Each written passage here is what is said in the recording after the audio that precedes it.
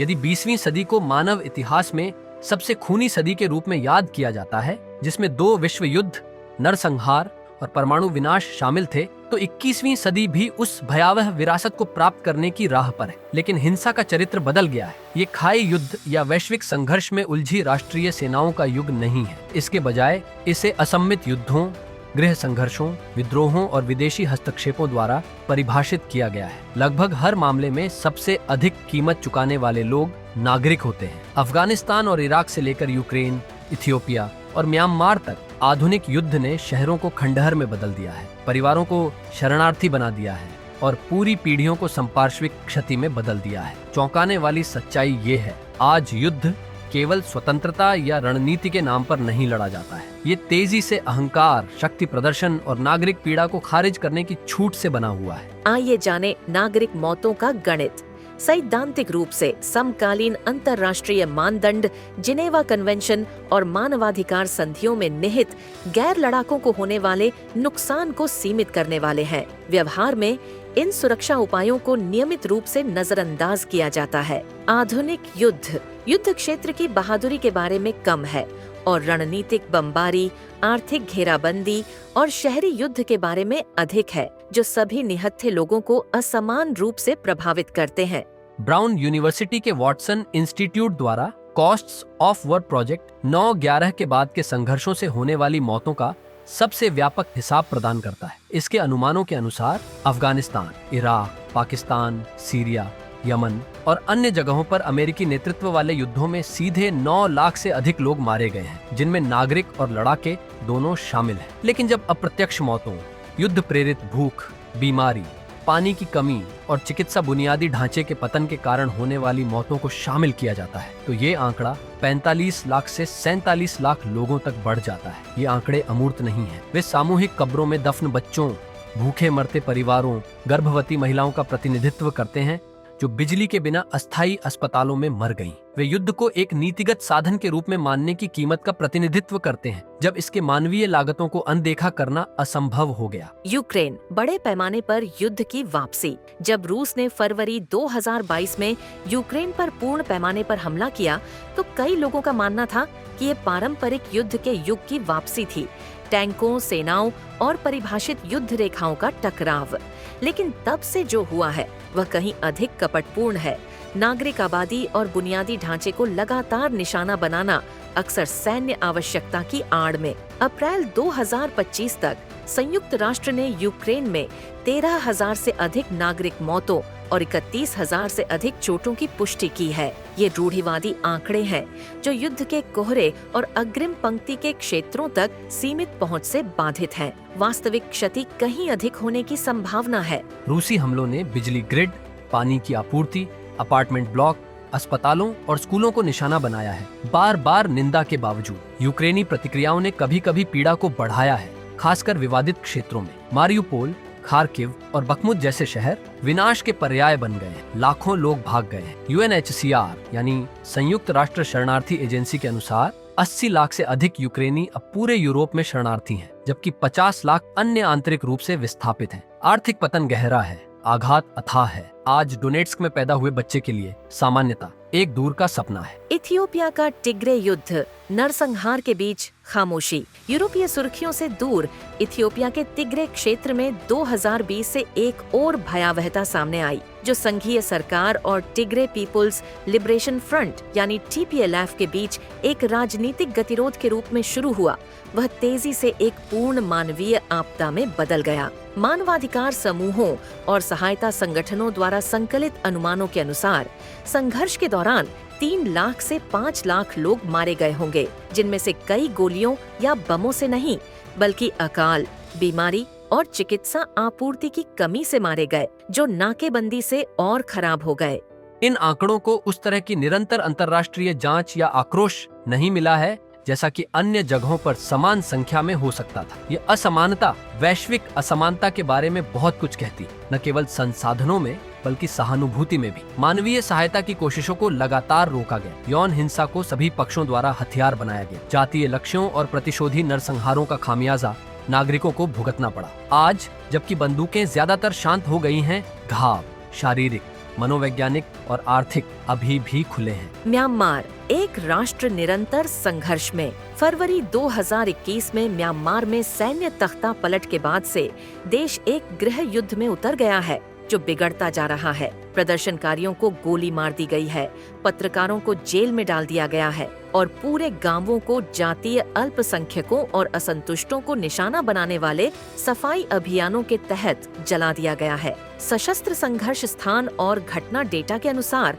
तख्ता पलट के बाद से 50,000 से अधिक लोग मारे गए हैं, जिसमें 20 लाख से अधिक विस्थापित हुए हैं। junta द्वारा नागरिक क्षेत्रों पर हवाई बमबारी और रोहिंग्या और चिन गांवों को जलाना इस बात की स्पष्ट याद दिलाते हैं कि राज्य शक्ति को विनाशकारी प्रभाव के साथ अंदर की ओर कैसे मोड़ा जा सकता है। यहाँ फिर से पीड़ित शायद ही कभी राजनीतिक अभिजात वर्ग या सशस्त्र अभिनेता होते हैं। वे बच्चे हैं जो वर्षों की स्कूली शिक्षा खो देते हैं, बुजुर्ग हैं जो दवाओं तक पहुँच खो देते हैं, किसान हैं जिनकी फसलें जब्त या जला दी जाती हैं। ये नागरिक समाज का थोक में बिखरना है। युद्ध के अदृश्य हताहत, प्रणालियों का पतन। आधुनिक युद्ध केवल हिंसा से नहीं मारता, ये व्यवस्थागत पतन से मारता है। इराक में दशकों के युद्ध प्रतिबंधों और कब्जे ने स्वास्थ्य सेवा प्रणाली को नष्ट कर दिया है। यमन में सऊदी के नेतृत्व वाले गठबंधन की नाकेबंदी ने एक गरीब देश को हमारे समय के सबसे खराब मानवीय संकटों में से एक में बदल दी। गाजा में हाल के युद्ध ने अस्पतालों को बिजली और पानी के बिना छोड़ दिया है, भले ही बम गिरना जारी। 40,000 मासूम महिलाएं और बच्चे मारे गए हैं और गाजा शहर मलबे का ढेर है। जब लड़ाई रुक जाती है तब भी मरने वालों की संख्या बढ़ती रहती है। बच्चे कुपोषण से मरते हैं, गर्भवती महिलाएं बच्चे को जन्म देते समय मर जाती हैं, मधुमेह रोगी इंसुलिन के बिना मर जाते।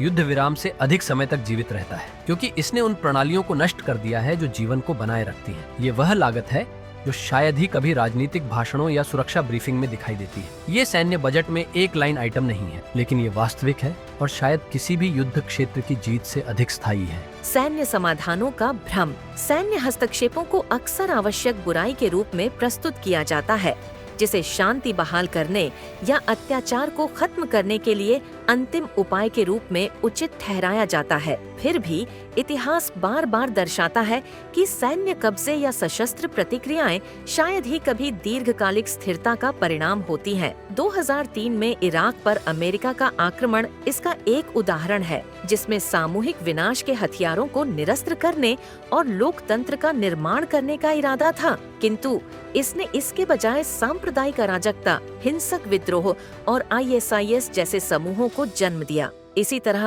अफगानिस्तान में 2 दशक का युद्ध विशाल वित्तीय और सैन्य निवेश द्वारा समर्थित 2021 में तालिबान की सत्ता में वापसी के साथ समाप्त हुआ।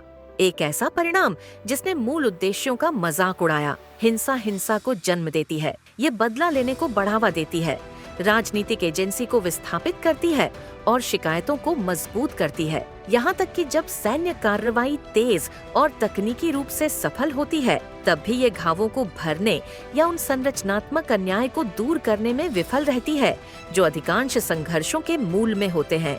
सूचना और भ्रम के युग में युद्ध। आज युद्ध केवल ड्रोन और मिसाइलों से नहीं लड़ा जाता है, बल्कि हैशटैग, गलत सूचना और टेलीविजन तमाशों से भी लड़ा जाता है। राष्ट्रवादी जोश को नारों और कथाओं के माध्यम से भड़काया जाता है जो दूसरे को अमानवीय बनाते हैं। कई लोकतंत्रों में युद्ध एक राजनीतिक रंगमंच बन जाता है, आंतरिक विफलताओं से एक विचलन या चुनावी समेकन के लिए एक उपकरण। भारत और पाकिस्तान युद्ध को राजनीतिक उपकरण के रूप में उपयोग करने के क्लासिक उदाहरण है, जो राष्ट्रवाद प्रेरित वोटों को प्राप्त करने के लिए है। मीडिया आउटलेट अक्सर मिलीभगत में नाटकीय दृश्यों और आकर्षक जिंगलों के साथ हवाई हमलों का महिमा मंडन करते हैं, जटिल भू राजनीतिक वास्तविकताओं को वीरता और खलनायकी के द्वयाधारी फ्रेम में कम करते हैं। खतरा केवल ये नहीं है कि युद्ध को साफ सुथरा बनाया जाता है, बल्कि यह है कि ये जनता के लिए स्वादिष्ट, यहाँ तक कि वांछनीय भी बन जाता है। फिर भी मानव शरीर, चाहे वह यूक्रेनी हो, फिलिस्तीनी हो, सूडानी हो या कश्मीरी हो, हैशटैग नहीं बहता, ये खून बहता है। और कोई एल्गोरिथम, कोई निवारक सिद्धांत बम से बच्चे के नुकसान को पूर्ववत नहीं कर सकता। मनोवैज्ञानिक क्षति। एक आघातग्रस्त पीढ़ी इन युद्धों का एक और शिकार है। जीवित बचे लोगों का मानसिक स्वास्थ्य। संघर्ष के बाद के क्षेत्रों से हुए अध्ययनों से पता चलता है कि यहाँ post traumatic stress disorder, depression, चिंता और आत्महत्या के मामले बहुत ज्यादा हैं। जो बच्चे हिंसा के माहौल में बड़े होते हैं, उन्हें स्कूल में दिक्कतें आने की ज्यादा संभावना होती है। वे ज्यादा आक्रामक हो सकते हैं और आतंकवादी समूहों में भर्ती होने के प्रति अधिक संवेदनशील होते हैं। कश्मीर और अफगानिस्तान में, जहां लगभग 40 सालों से लगातार युद्ध या युद्ध जैसी स्थिति बनी हुई है, वहां दुनिया की सबसे युवा आबादी में से एक है। यहाँ मानसिक आघात एक पीढ़ी से दूसरी पीढ़ी में चला जाता है। कोई भी शांति समझौता तब तक टिकाऊ नहीं हो सकता जब तक लोग दोबारा भरोसा करने के लिए बहुत ज्यादा जख्मी हो। इन जगहों पर कई बच्चे ऐसे हैं जिन्हें युद्ध या हिंसक संघर्ष के बिना का समय याद ही नहीं है। सीरिया में अनाथों के पूरे मोहल्ले शिविरों में पले बड़े हैं, जहां उन्होंने गणित से ज्यादा तोपखाने के बारे में सीखा है। इस तरह के नुकसान से उबरना केवल एक मनोवैज्ञानिक जरूरत नहीं, बल्कि एक राजनीतिक जरूरत भी है। अगर लोग इतने घायल हैं कि वे दोबारा भरोसा नहीं कर सकते, तो कोई भी शांति समझौता टिक नहीं पाएगा। राजनीतिक समाधानों के लिए मामला। राजनीति का कोई विकल्प नहीं है। युद्ध, हथियार कितने भी उन्नत क्यों न हो या बयानबाजी कितनी भी नेक क्यों न हो, अंततः खुद को राजनीतिक बातचीत पर निर्भर पाता है। यदि ये अपरिहार्य गंतव्य है तो वहां से क्यों न शुरू किया जाए। प्रभावी राजनीतिक समाधानों में समावेशी संवाद शामिल हो सकता है, जहां शांति प्रक्रियाएं सभी हितधारकों, विशेष रूप से हाशिया पर और वंचित समूहों को मेज पर लाती हैं। अंतर्राष्ट्रीय मध्यस्थता जैसे संयुक्त राष्ट्र, अफ्रीकी संघ और तटस्थ तीसरे पक्ष के राष्ट्र संघर्ष समाधान में मजबूत भूमिका निभा सकते हैं। हालांकि अपनी पूरी तरह से सफल नहीं, फिर भी ये खुली बातचीत का एक अच्छा मौका प्रदान करता है। हर कोई इन संस्थानों के पक्ष में नहीं है, क्योंकि वे खुद 20वीं और 21वीं सदी के सभी बड़े युद्धों में मूक दर्शक रहे हैं। सत्य आयोग, क्षतिपूर्ति और संक्रमणकालीन न्याय प्रणाली हिंसा का सहारा लिए बिना पिछली गलतियों को दूर कर सकती है।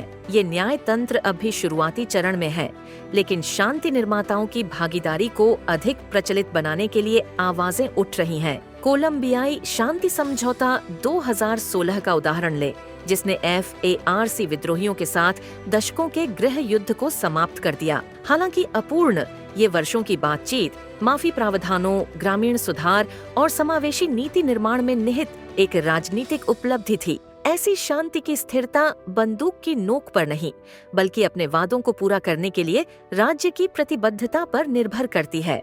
एक नई वैश्विक नैतिकता के लिए आह्वान। अंततः यूक्रेन, इथियोपिया, म्यांमार और अन्य जगहों से डेटा और कहानियां एक क्रूर तथ्य पर अभिसरित होती हैं। आधुनिक दुनिया ने नागरिकों की हत्या को रोकने के लिए एक पर्याप्त मजबूत नैतिक शब्दावली नहीं पाई है। निंदाएं बहुत हैं, घोषणाएं जारी की जाती हैं, प्रस्ताव पारित किए जाते हैं और फिर भी बम गिरते रहते हैं। गाजा संघर्ष में अंतर्राष्ट्रीय निंदाओं के कागज के ढेर दफन किए गए शवों के ढेर से अधिक है। फिर भी दुनिया वहां युद्ध की भयावहता को देखती रहती है। हमें एक नई वैश्विक नैतिकता की आवश्यकता है, जो राजनीतिक नेताओं की महत्वाकांक्षाओं के ऊपर आम लोगों की गरिमा और अधिकारों को केंद्रित करती है। हमें ऐसी पत्रकारिता चाहिए जो केवल मृतकों की गणना न करे, बल्कि उनकी कहानियां बताए। हमें ऐसी शासन संरचनाएं चाहिए जो भू राजनीतिक सुविधा से पहले मानवीय सिद्धांतों को रखें। सबसे ऊपर हमें नागरिकों, नागरिक समाज और मतदाताओं के सार्वजनिक दबाव की आवश्यकता है, जो इस बात पर जोर देता है कि युद्ध अपरिहार्य नहीं है, कि मानव जीवन खर्च करने योग्य नहीं है, कि सना, गाजा में एक बच्चा उतना ही सुरक्षा के लायक है जितना कि कीव या न्यूयॉर्क शहर में एक बच्चा। युद्ध गौरवशाली नहीं होता, युद्ध सिनेमाई नहीं होता, युद्ध क्रूर, असंगत और गरीबों के लिए सबसे विनाशकारी होता है। आधुनिक युद्ध में असली विजेता केवल रक्षा ठेकेदार और राजनेता होते हैं। वैश्विक सैन्य औद्योगिक परिसर अब आश्चर्यजनक रूप से $2,46,000 करोड़ का है, जो फार्मास्यूटिकल $1,60,000 करोड़ और तेल $75,000 करोड़ उद्योगों को भी छोटा कर देता है। भविष्य हमें उन युद्धों से नहीं आंकेगा जो हमने जीते, बल्कि उस शांति से आंकेगा जिसे हमने बनाने की हिम्मत की। हमें सिर्फ जल्दबाजी में नहीं, बल्कि दयालुता के साथ काम करना होगा, क्योंकि अगर हम युद्ध के दौरान निर्दोषों की रक्षा नहीं कर सकते, तो शांति का अर्थ ही बेमानी हो जाता है।